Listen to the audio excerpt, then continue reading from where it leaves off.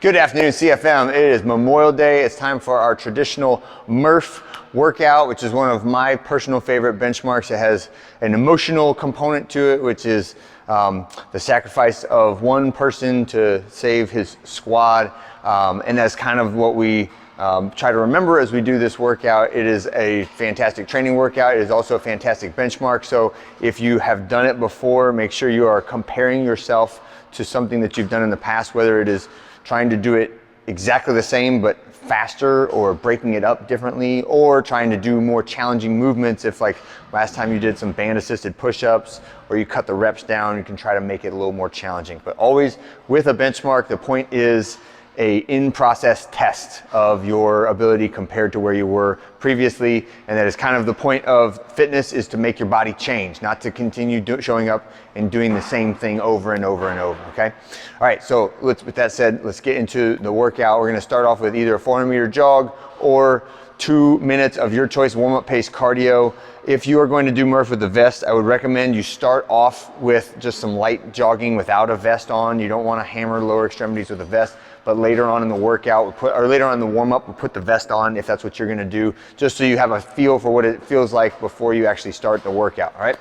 Then we're gonna go into 3 rounds. I want you to escalate each round. So go nice and slow. We have plenty of time. We got 1 class today. It's gonna be an extended block. So make sure we take extra time in the warm-up so that we are adequately prepped. Joints, heart rate, everything is ready to go. It also gives you a chance to like go to the bathroom, drink your water, get your like electrolyte pills or whatever else you need in order to be feel good and feel successful for the workout.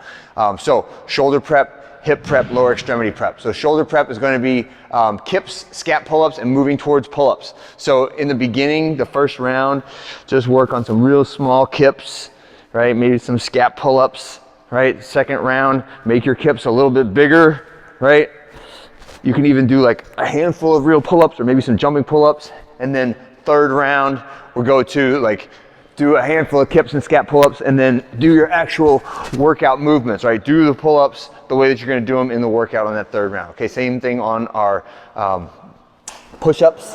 And I'll say, generally speaking, push-ups are the hardest part of this whole workout, right? Most of the time, people, the pull-up volume is broken up enough that they are not super taxed. Squats are just air squats, or even squats with a 20-pound vest. It'll spike your heart rate, but it's not going to slow you down that much. It's the push-ups that everybody hits muscle failure on, so it's a good idea to practice a lot of extra shoulder warm-up. So our scorpion stretches, scap push-ups, right, using just the shoulder blades, and then escalate towards our full push-ups, all right? And then same thing on our squats. So this one, air squat with a T-spine reach at the bottom. And you can use the rig or a band if you want to get up extra high on this. But I like to squat down low with my hands up high, and I'm just reaching overhead. You can plant one hand and twist overhead as you're down there. But full range of motion, stretch out the hips and the ankles, and then finish with every round some calf raises and anterior tibialis, or AT raises, where you're leaning against the wall, pulling your toes away from the ground, so that we're adequately prepping the feet, the calves, the ankles, the Achilles, all those connective tissues in the bottoms of the feet, all right? So that's gonna be our warm-up. Then I want you to think about the workout. So it's going to be run, pull up, push up, squat, run, right? And that's the basic format. And what I will say is, show up today no matter what shape you're in, no matter whether you've done this before or not, and we will make an appropriate workout adjustment for you. So in other words, if there's an orthopedic reason that you should not be running, we will switch to biking, rowing, shuttle run, skier, jump rope, burpees, you name it. We can do some type of cardio, and the goal here is that we're spending somewhere between like 6 and 10 minutes doing that same type of cardio. That's like our buy-in. And then in the middle, we're doing our body weight complex. So as prescribed, it is 100 pull-ups, 200 push-ups, 300 air squats, broken up any way that you desire. When you are complete, when you've finished all of those body weight movements, then you will complete a second run or cardio element that should be the same as the first, right? So if you ran a mile in the beginning, you run a mile at the end. If you rode 2K in the beginning, then you should row 2K at the end. Again, we will make necessary accommodations for everyone. So some people, it's a half Murph. So they're running at 800, then they do 50, 100, 150 on the pull-up, push-up, air squats, and then they run another 800. That's a perfectly fine workout. It's fantastic. You'll still get a really good training effect out of it, and you don't have to worry about like all of the high volume of Murph. Other times we'll say like do Murph and wear the vest, right? This is the way it was originally designed, was to have this 20-pound vest on for the entire workout. So running and all of your bodyweight movements and then running again.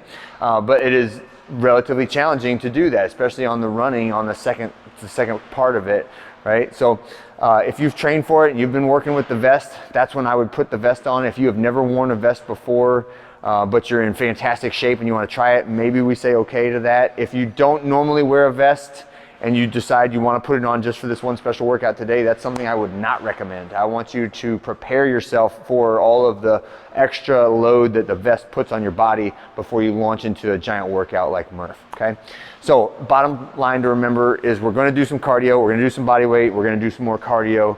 Some people are gonna make it very challenging. Other people are gonna cut reps and time off of it to make it appropriate for them. And that is what we need to remember about this, is that as long as it's tough for you, then it's the appropriate amount of work, right? So don't compare yourself to other people. And the other one thing I like to say is on Murph, it is a timed element, it is a timed workout, and it is lots and lots of volume of these movements. So it can be very enticing to short your depth on your squat by an inch or by half an inch, right? To try and get done faster. And I say that that goes against the sentiment of the workout, which is that Lieutenant Michael Murphy gave extra. He went further than what he had to do, to the point that he lost his life in order to save his teammates. And that is the kind of ethos or the mentality that I want everyone to take into this workout. Where like, if I normally go 2 parallel, today I'm going below parallel. If I normally go below parallel by an inch, today I'm gonna go 1.5 inches below parallel. I'm going to make sure that my chest, chin, and thighs all touch the ground every single time. My elbows are completely straight at the top of my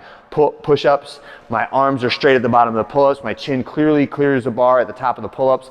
Our movement standards, my goal is for them to be impeccable, or for that your goal is to make them impeccable for today, as opposed to just thinking about the time and how nice it will feel to my ego to get a PR or to get done faster than everybody else. But I was just barely shorting those movements every single rep, okay? So think about that more than you think about the time today, and that is my goal for everyone coming away from this workout. Hope you guys have a great one. Enjoy it. This is a special one, and I'll see you on Tuesday.